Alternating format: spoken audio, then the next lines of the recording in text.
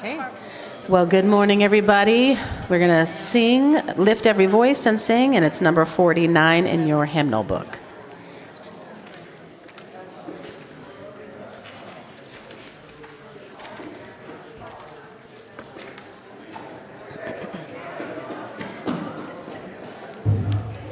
Yep, I get you.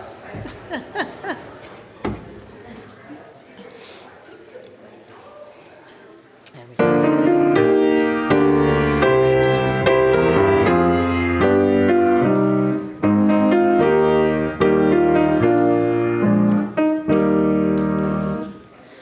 Lift every voice and sing till earth and heaven ring, ring with the harmonies of liberty. Let our rejoicing rise high as the listening skies. Let it resound loud as the rolling sea. Sing a song full of the faith that the dark past has taught us. Sing a song full of the hope that the present has brought us. Facing the rising sun of our new day begun, let us march on till victory is won. Stony the road we trod, bitter the chastening rod, felt in the days when hope unborn had died. Yet with a steady beat have not our weary feet come to the place for which our Father sighed. We have come over a way that with tears have been watered. We have come treading our path through the blood of the slaughtered, out from the gloomy past till now we stand at last where the white gleam of our bright star is cast.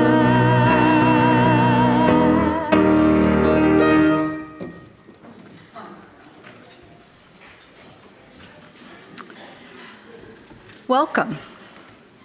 I just have two announcements that I like to get over with so I don't forget them.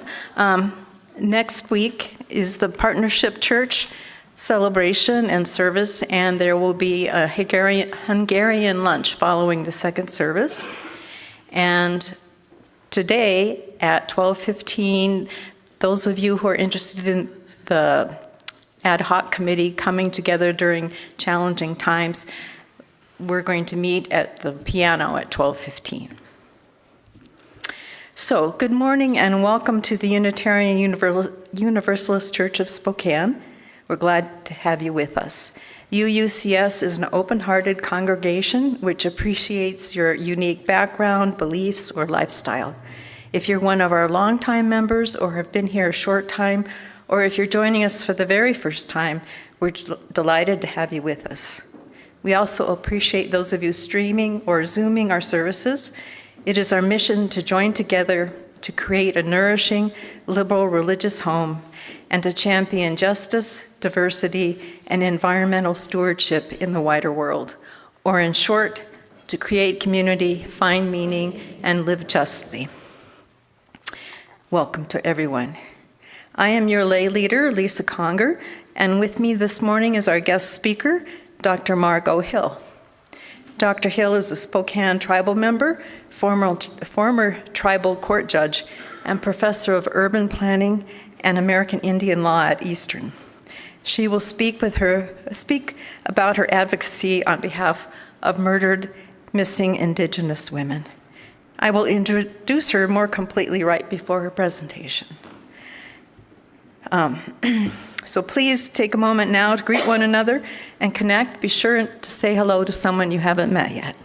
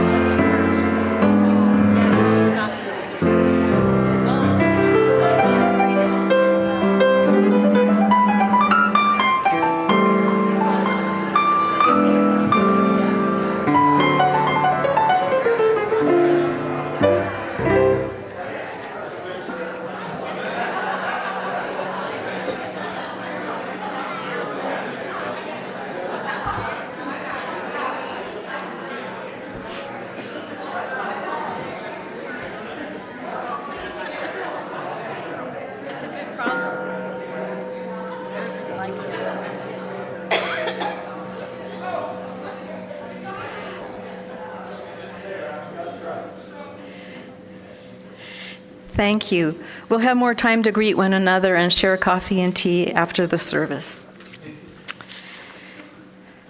We now turn from our informal greeting of one another to formally begin our service by lighting our chalice, the symbol of Unitarian Universalism, the symbol of our unity and solidarity, of our openness and inclusion, of our community and individual uniqueness. May this small flame be our offering of warmth to those who are cold and alone, and a light to those in darkness. May it be a flame that ignites justice in our world and a beacon of hope to those in need, and may it reflect at least a spark of truth wherever truth has been lost. Our opening words are sobering. Sarah Stops Pretty Places was 18 years old when she was found dead in the backyard of a Hardin, Montana home. She was a member of the Crow Northern Cheyenne tribal communities, and her family wants answers and justice after local law enforcement couldn't determine the cause of her death. Stops Pretty Places' story is one of many. There are over 2,300 missing Native American women and girls in the United States, according to the Sovereign Bodies Institute. Native American women and girls also face some of the highest levels of murder, domestic abuse, and sexual violence in America. But as the Pacific Northwest Inlander wrote, the members and leaders of the missing and murdered Indigenous Women movement didn't need this data to tell something was happening and that it was being overlooked by law enforcement. For years, the women-led movement has demanded justice for their loved ones in the US and Canada, where there's a lack of comprehensive data on how many have gone missing. They called attention to the stories of their sisters, mothers, and grandmothers, which they often felt had gone unheard. They pointed to the fact that more than half of Native American women face sexual or intimate partner violence during their lifetime, and that in some areas, Native American women are murdered at rates more than 10 times the national average, according to the Justice Department.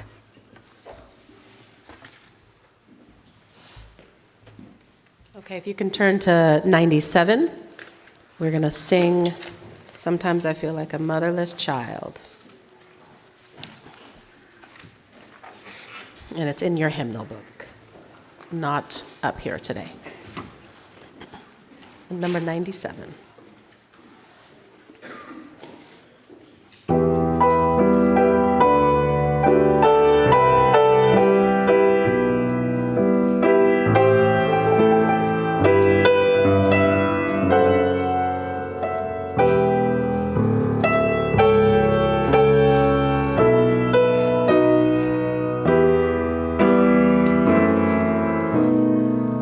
Sometimes I feel like a motherless child.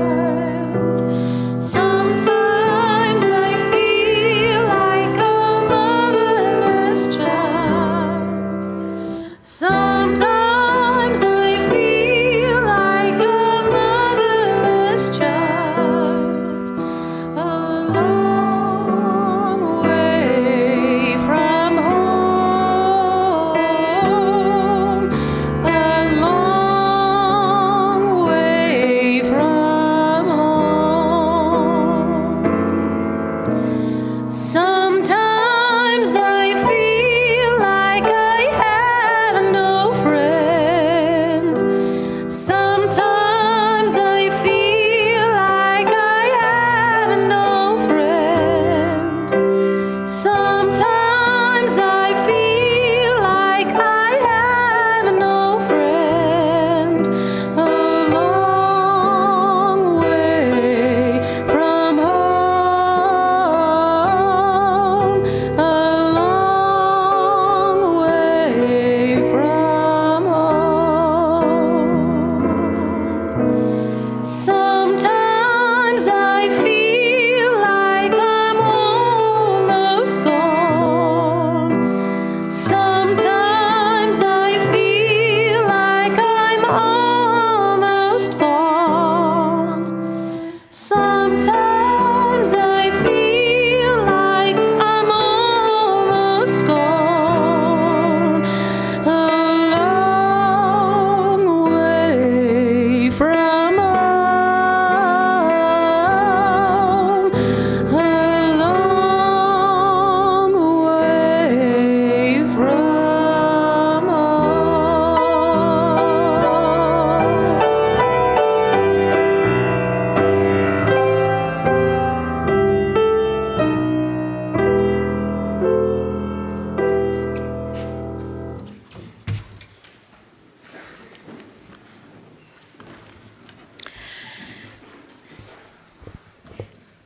Each time we gather as a congregation, there are always those who are with us in our minds and hearts and who we want to wrap in our love and care. We kindle light this morning for all those suffering in the war between Russia and the Ukraine, for all those suffering in the volatile Middle Eastern conflicts, for the homeless or unsheltered, the missing and the murdered, for those government workers facing unprecedented uncertainty. Let us share a moment in silence, embracing others who are here in our hearts this morning. You are welcome to say their names aloud as you are willing.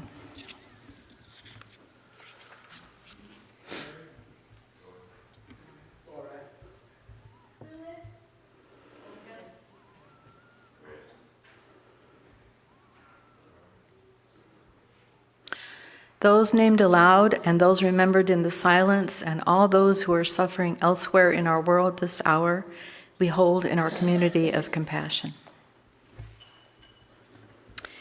We now gratefully give and receive this morning's offering, which sustains this community and its mission to the larger world.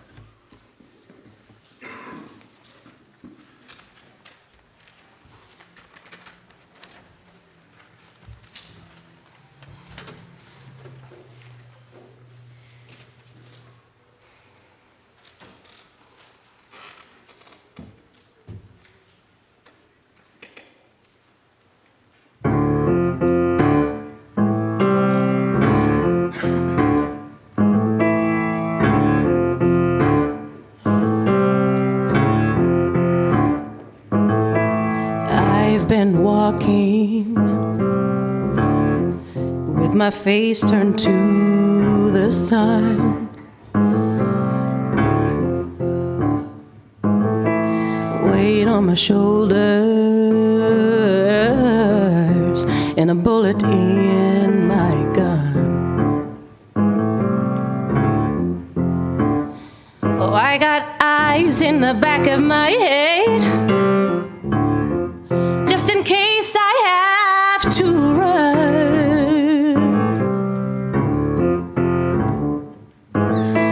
I do what I can when I can, while I can for my people.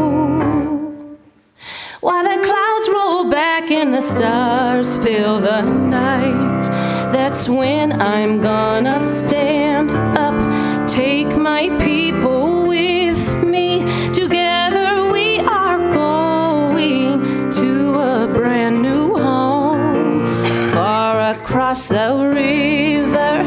Can you hear freedom calling, calling me to answer? Gonna keep on keeping on, 'cause I can feel it in my bones.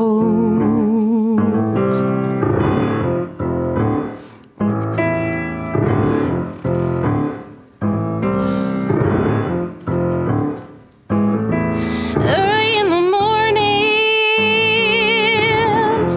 before the sun begins to rise,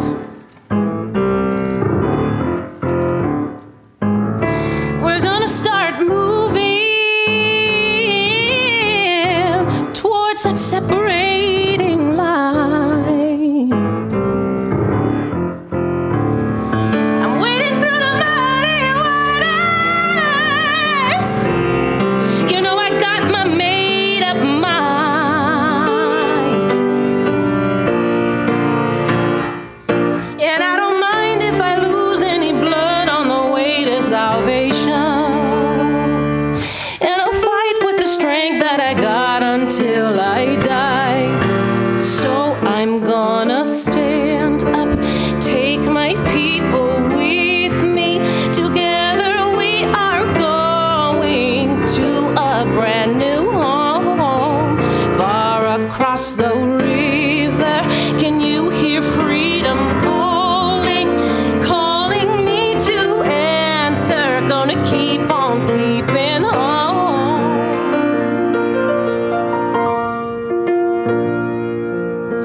And I know what's around that bend might be hard to face, 'cause I'm alone, and I might just fail, but Lord knows I've tried. Sure as the stars fill up the sky, stand up, take my people with me. Together we are going to a brand new home, far across the river. Can you hear freedom calling, calling me to answer? Gonna keep on keeping on. I'm gonna stand up, take my people with me. Together we are going to a brand new home, far across that river. Do you hear people calling, calling me to answer?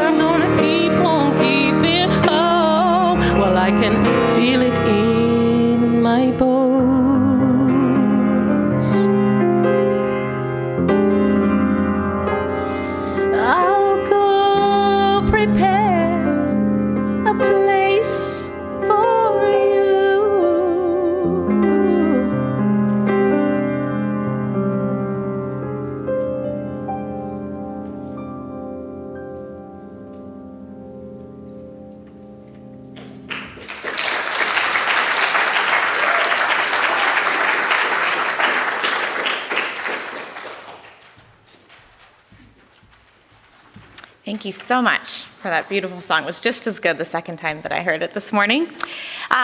Following up on the song Stand Up, our children's story today is called Walking with the Wind. So I'd like to invite any children down to the front so they can hear and see. This message was adapted by Reverend Karen G. Johnston from a story in the prologue of John Lewis's memoir. John Lewis was a great leader in this nation who died in July 2020. Many people were sad to lose him and thankful for all he has done to bring about justice in our nation. He had lived a long and full life, asking of himself and asking of all of us to show up for justice, to do what we can, and then do just a little bit more to make sure that there was more fairness in our country.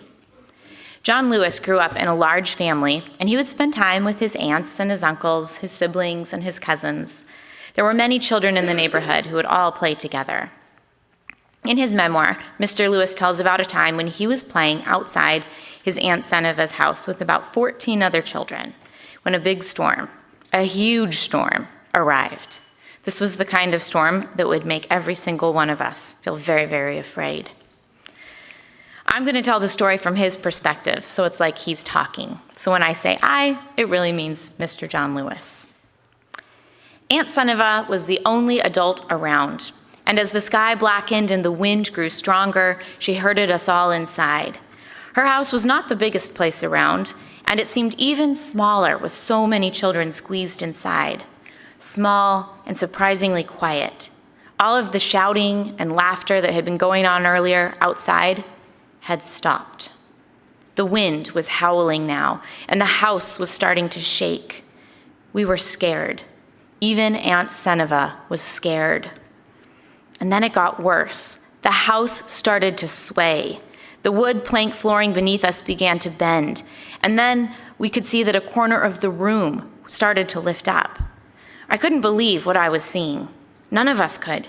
The storm was actually pulling the house toward the sky, with us inside it.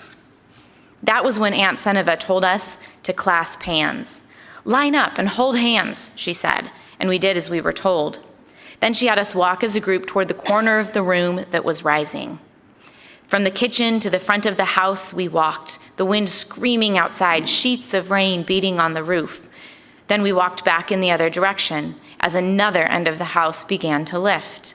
And so it went, back and forth, 15 children walking with the wind, holding that trembling house down with the weight of our small bodies. More than half a century has passed since that day, and it has struck me more than once over those many years that our society is not unlike the children in that house, rocked again and again by the winds of one storm or another, the walls around us seeming at times as if they might fly apart. It seemed that way in the 1960s, at the height of the civil rights movement, when America itself felt as if it might burst at the seams. So much tension, so many storms. But the people of conscience never left the house. They never ran away. They stayed. They came together and they did the best they could, clasping hands and moving toward the corner of the house that was the weakest. And then another corner would lift, and we would go there. And eventually, the storm would settle and the house would still stand. But we knew that another storm would come, and that we would have to do that all over again. And we did. And we still do. All of us, you and I. Children holding hands, walking in the wind. Thank you for listening today to Mr. John Lewis's story. And please join me in singing the children out to Children's Chapel.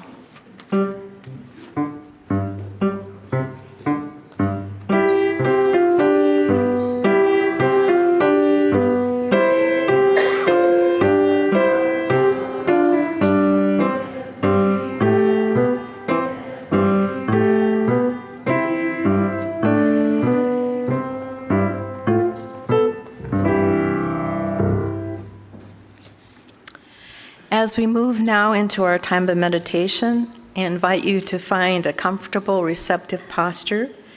Close your eyes if you wish, and take several deep breaths as I lead you into the silence with this little poem prayer of mine. The young woman, the teenager, the single mom struggling are missing from our circle. Where have they disappeared to?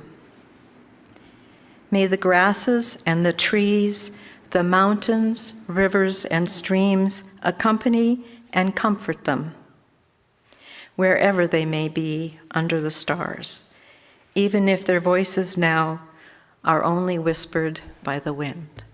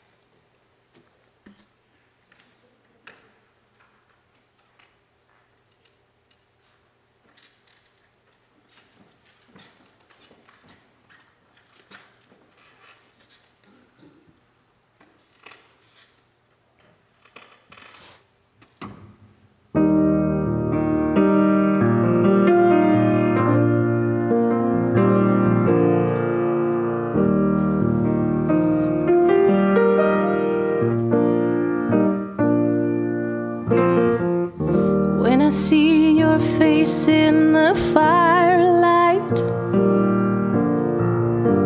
I wonder how the fire started. Some people might call you pretty, but I'll call you broken-hearted.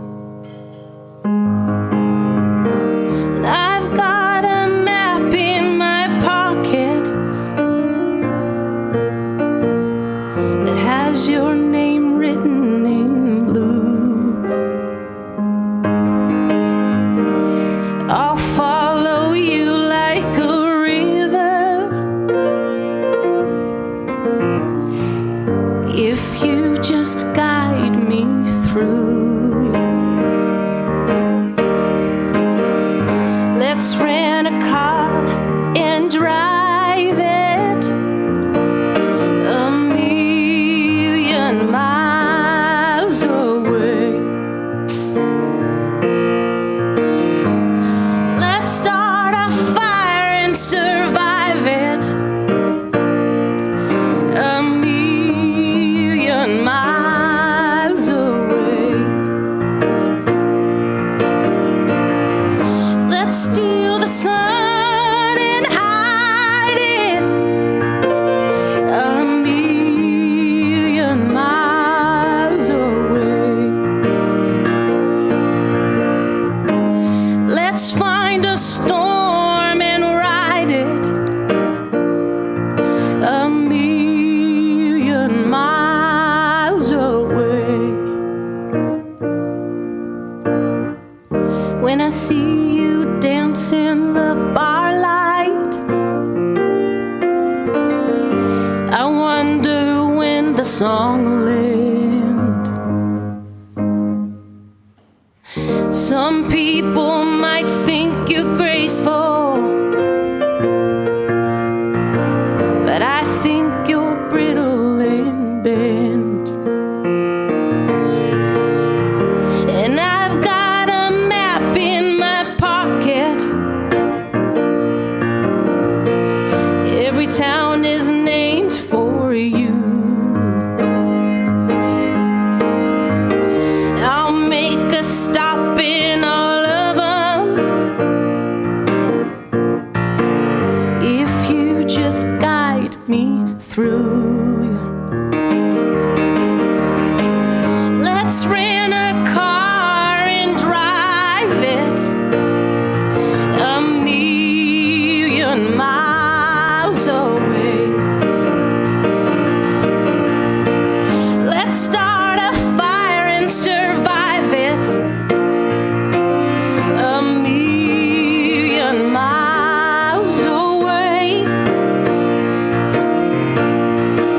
Let's steal the sun and hide it a million miles away. Well, let's find a storm and ride it a million miles away. When I see you read by the candlelight, I wonder if you'll hurt your eyes. Some people like happy endings, but I've always liked a surprise. And I've got a map here in my pocket that shows where Lucifer fell. Yeah, I'll fall from heaven if you guide me through hell. Let's rent a car and drive it a million miles away. Let's start a fire and survive it a million miles away. Let's steal the sun and hide it a million miles away. Well, let's find a storm and ride it a million miles away. A million miles away. A million miles away.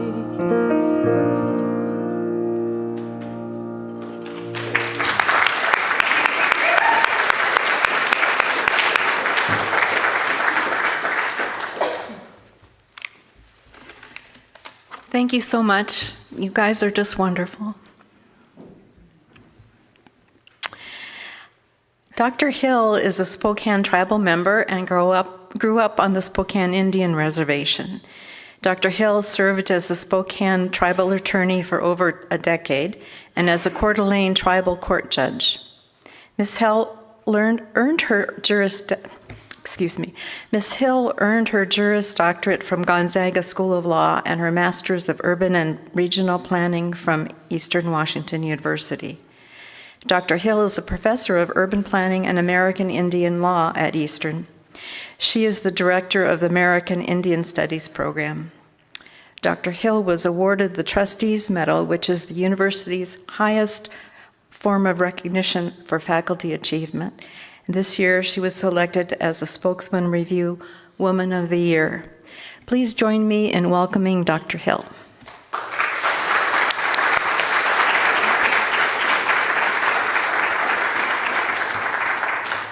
Heo putis in kasihu, putis in kweli, putis luchalacht, Louis Quest, Sipani, Lu Sinyapanson Quest, Margo Hill-Ferguson. Good morning, everyone. I welcome you to the homelands of the Spokane Tribe. And in my language, I just welcome our relatives and friends and explain that my tribal name was Tsipani, which is a sing-song of the Chiskakane. It's a bird, a hand game that we played with our grandmothers. Before I begin, I would like to share my cousins drove in from the reservation, my Corral family cousins, and they are going to, Melody's going to sing a song, and her mother, Ampero, has joined us. So I wanted to invite them to share a song before I begin.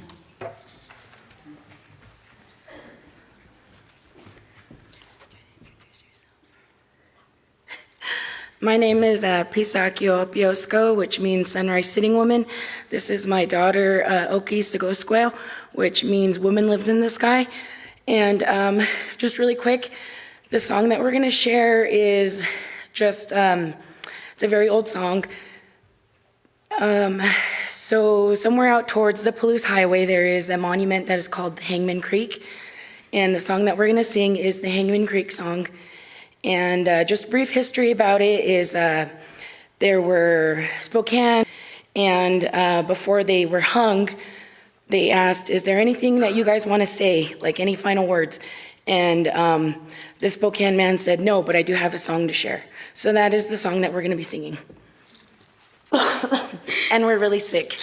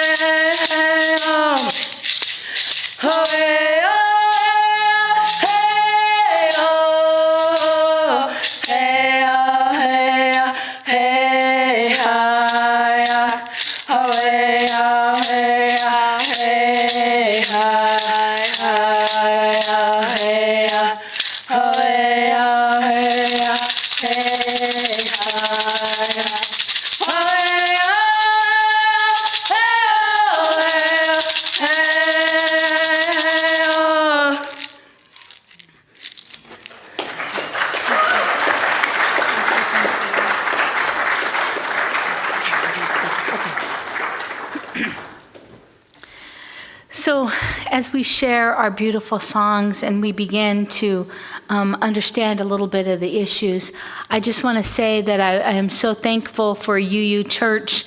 And when Paul asked me to come and visit with you, I was pleased to do so because it was the Universal Unitarian Church that stood with us when Jacob Johns and our brothers and sisters gathered to get the name changed to Huistok's Way. And it was UU that really invited us and welcomed us when we had nowhere else to hold ceremony for Guy Fawkes. We were able to use your facility, so we're so thankful for this space and for our brothers and sisters here at UU. As was mentioned in the meditation, many, and you can go to this is the slide. Many of our women and our people go missing. You don't see us, but this is my great-grandfather, Basil Pion, my great-grandmother, Sadie Boyd, my grandmother and my mother. At different times lived here. This is our traditional homelands of the Spokane Tribe. Since our beginning contact with European settlers, we've had issues and conflicts. My great-grandmother told a story about the building of the dam at Little Falls, and we know this from Grand Coulee Dam about the settlers who were gambling and drinking, and as they were building the dam, they were roughing up our men. She said this in the language, and just about a month ago, I had a little help transcribing some of the words that I couldn't understand.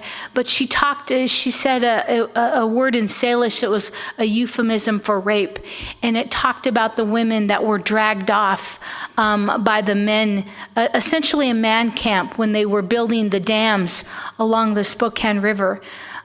So this has continued to happen, and as you heard in the meditation about the young gal stops pretty places, this continues to happen. Next slide, please. So we live here in the city of Spokane. My husband, Jeff Ferguson, we have 4 children. I have 3 biologically, and these are my 2 oldest. And you don't always see us, but my son, he lives here in Spokane, and he drives out to the reservation every day, and he teaches the Salish language. He learns and he's teaching it. We say it's like an airplane. We're building it and flying at the same time because we have no more language speakers, or very few, and we lose them every year. And then my oldest daughter, she works in the Spokane Valley at the Healing Lodge of 7 Nations.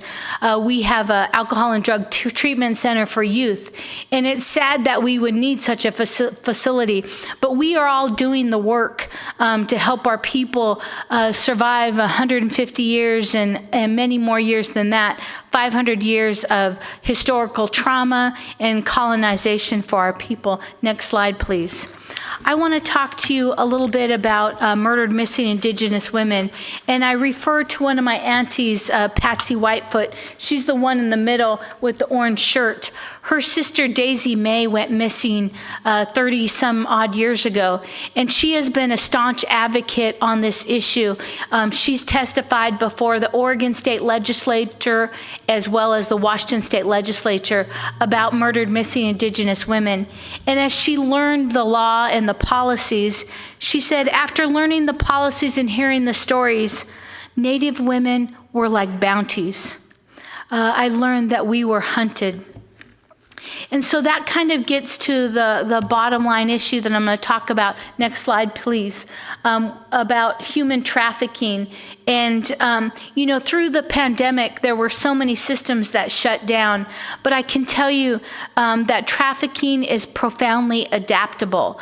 They work through social media.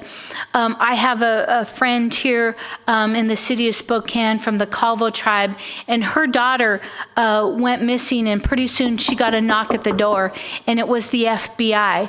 And sure enough, her daughter had been trafficked, and continues. There are traffickers and trap houses right here in the city of Spokane. I could tell you their names, and men that drug young people, young women, and beat them and use them for prostitution.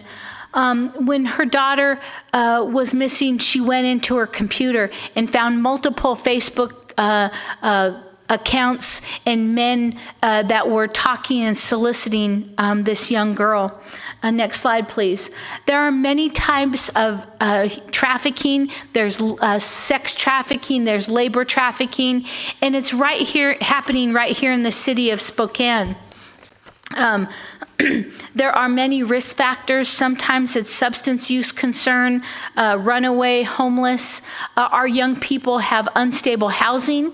The young people are facing a housing crisis here in Spokane. My kids often have to work 2 jobs, whether it's at the Healing Lodge or Fleet Feet or downtown at River Park Square.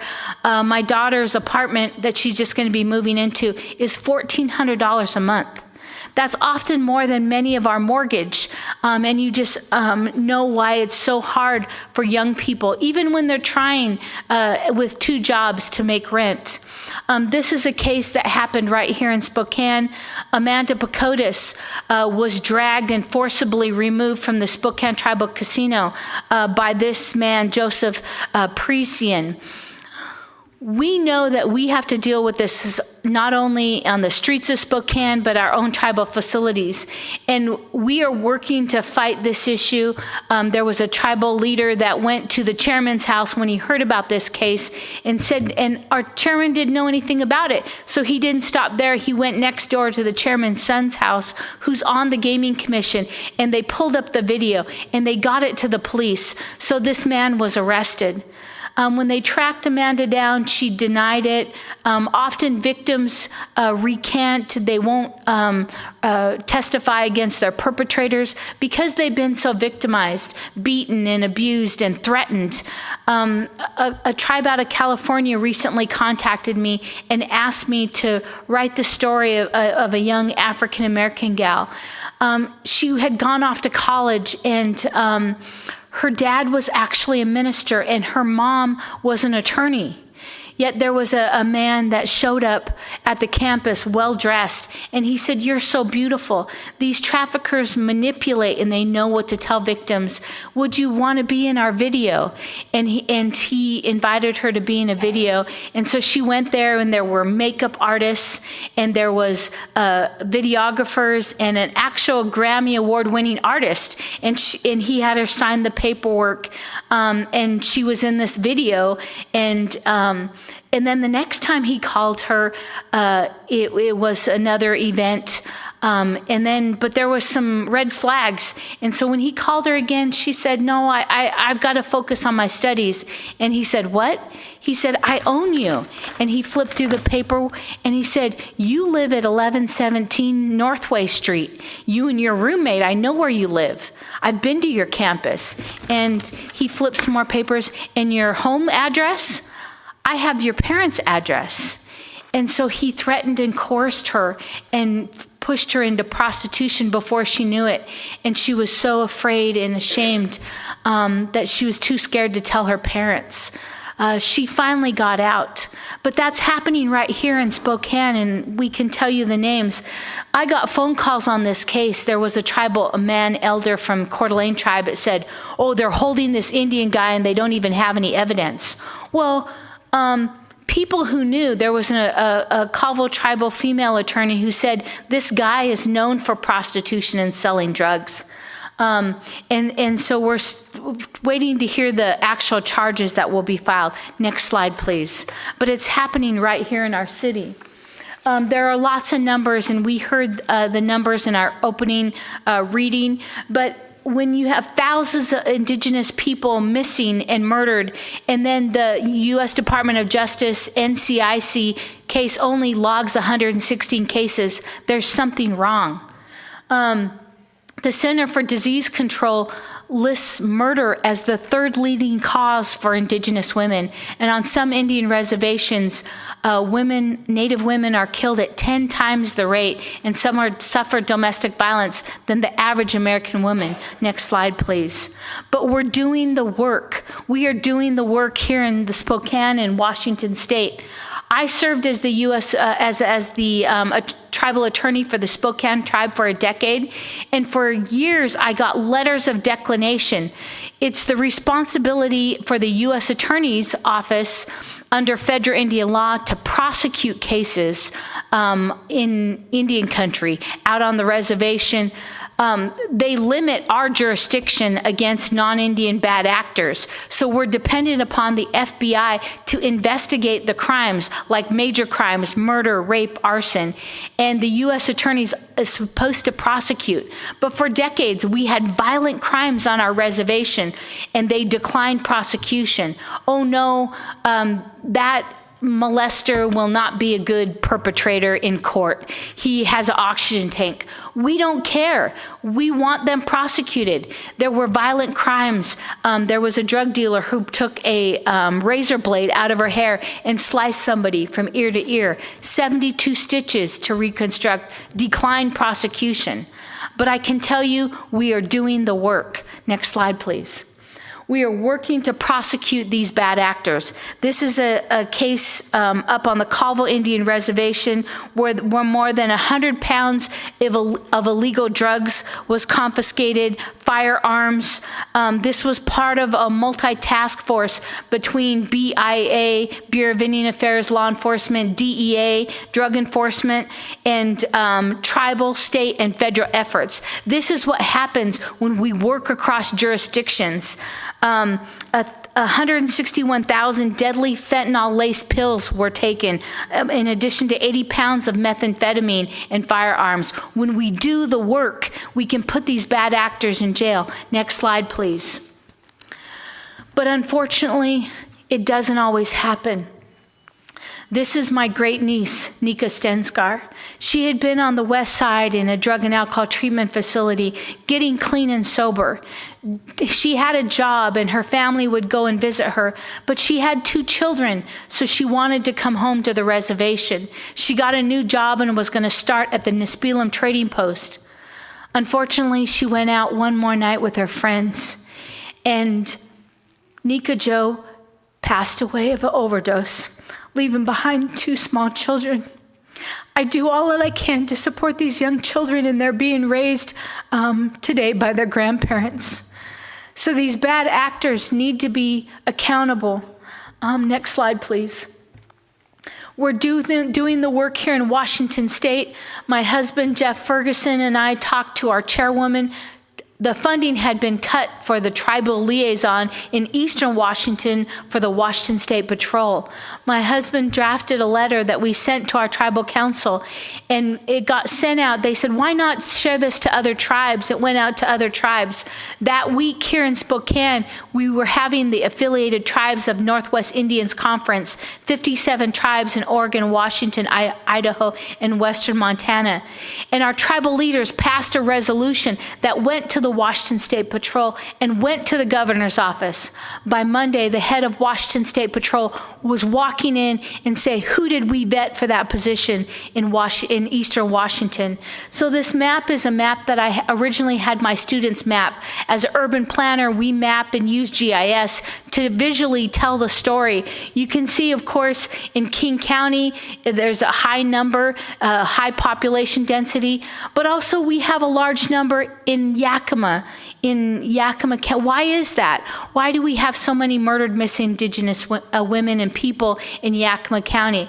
I can tell you there's lots of reasons, and I just have a short time with you, but there's drug traffickers that go north to south, and they go from whether it's California through Oregon up through the Tri-Cities and into Canada and back and forth. There's gang and drug cartels, and they use some of our Indian territory territories because they know there's issues with law enforcement, that there's a void, that we have trouble getting people to prosecuted in our tribal communities because of these jurisdictional issues. Next slide, please. But we continue to do the work here in Washington. This is a list from Washington State Patrol. If you go to their website and you look at murdered missing Indigenous people, there are 3 pages of names. The first column is the names of the person that goes missing, their age, the date they went missing. Then it is the jurisdiction and the phone number to call. We have an alert system so that when our people go missing, that there's somebody looking for them. We deal with so many stereotypes. When you have it in the media, we're blamed. They call us drug addicts or sex workers. And law enforcement doesn't always look for us. You know, when a person that's not of color goes missing, like Gabby Petito, we hear the name and it's all over our news. But when Indigenous people go missing or people of color, we are often not looked for. Next slide, please. Here in Spokane, Washington, we have a high urban Indian population. I'm the chair of the board of directors for the American Indian Community Center, and I had my students map this information. I asked our director, which tribes do we come in contact with in Spokane? And so all the green are the Indian reservations in northwestern America, all those green. And Spokane is the highest urban center between Minneapolis and Seattle. Lots of Indigenous people were relocated here in the 70s before they were getting ready for termination. And so you can see it, that, and as mobility, we move back and forth between our tribal communities and our urban cities where there's jobs and education. Next slide, please. And so there are a lot of issues. The United States Supreme Court in Oliphant in 1978 said that we have no jurisdiction over non-Indians. Often there's poor relationships with law enforcement. There's still prejudice, and as I said, we're dependent upon our law enforcement, whether it's FBI or the U.S. Attorney's Office to prosecute. Next slide, please. And I didn't set my timer, so you have to let me know about how time. Okay. Critical issues. I'm a professor in urban planning, and I ask people, what if I'm in Philadelphia or different places around the country, what does this look like to you?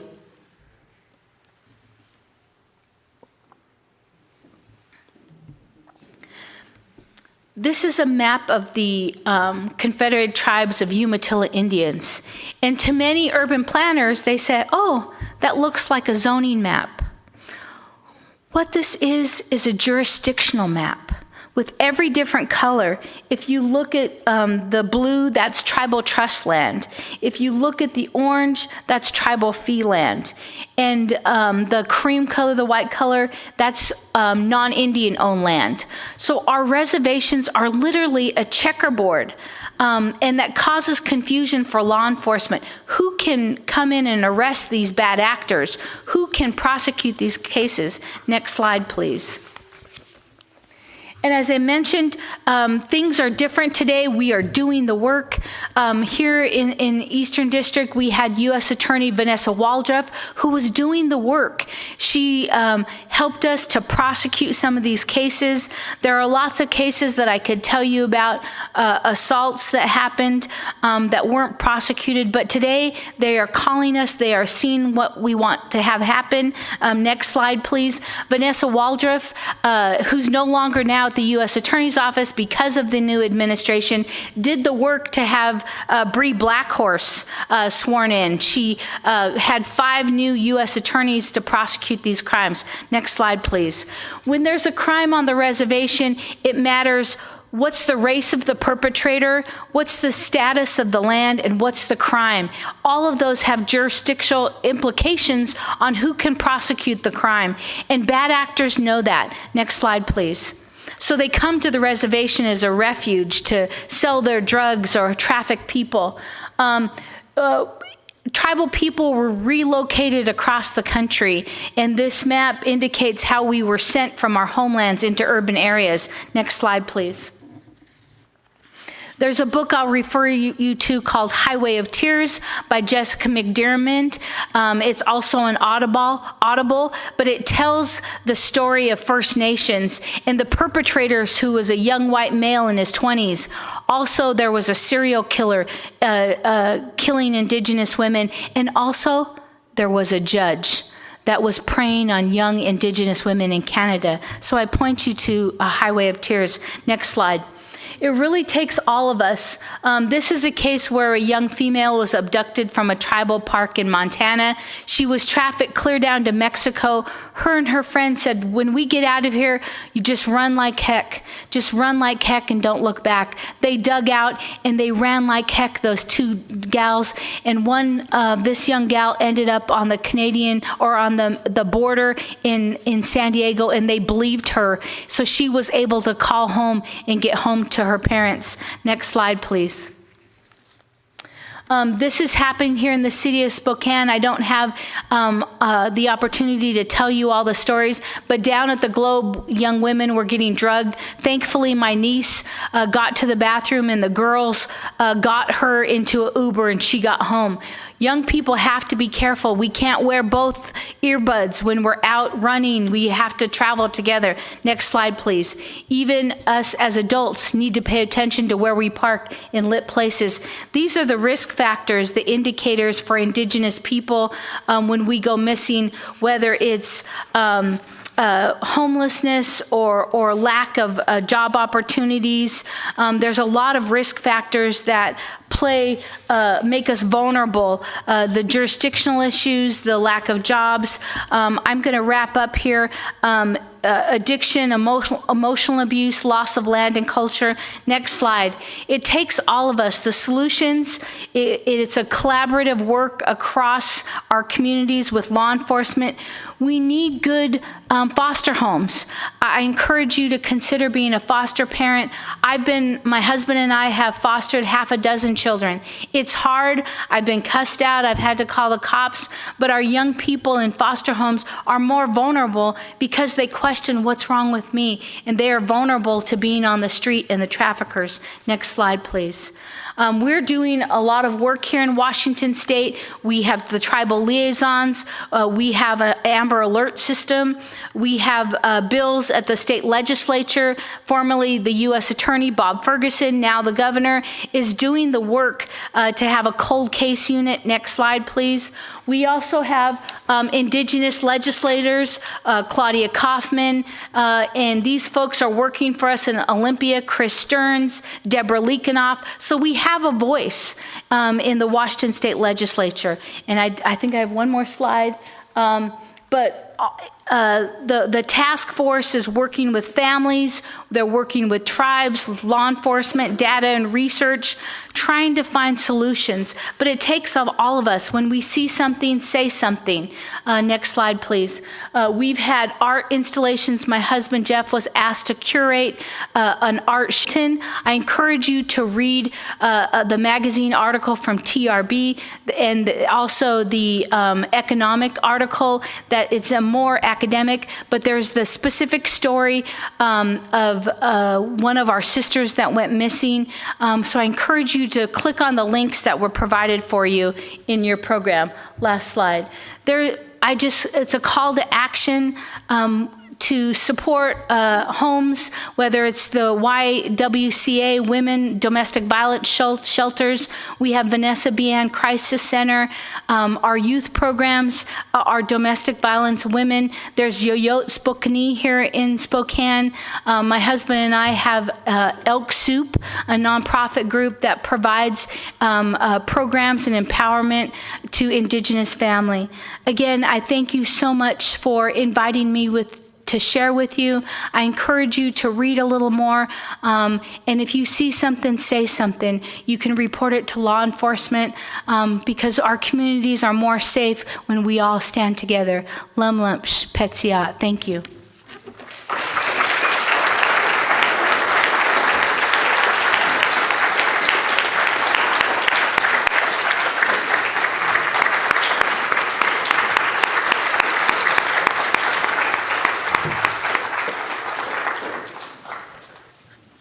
Okay, so you can turn to number 1 in your singing the living tradition. We don't have the PowerPoint for these songs. So if you want to sing with us, turn to your living tradition hymnal. It's going to be number 1. May nothing evil cross this door.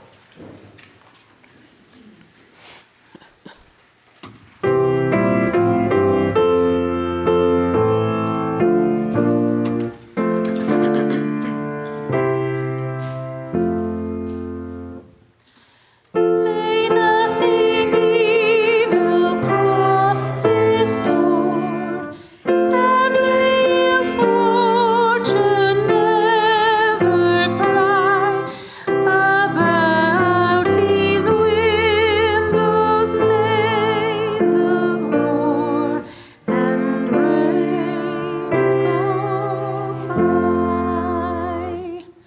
By faith made strong, the rafters will withstand the battering of the storm. This earth world grows chill, will keep you warm. He shall walk softly through these rooms, touching our lips with holy wine, till every casual corner blooms into a shrine. With laughter drown the raucous shout, and though these sheltering walls are thin, may they be strong to keep hate out and hold love in.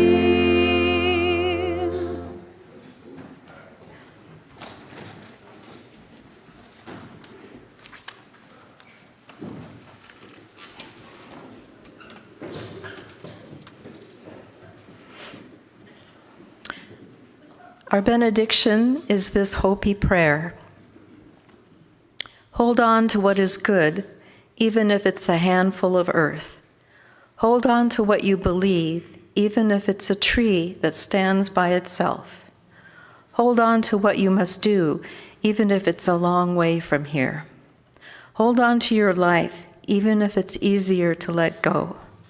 Hold on to my hand, even when I've gone away from you. Amen, blessed be, salam alaikum, and shalom.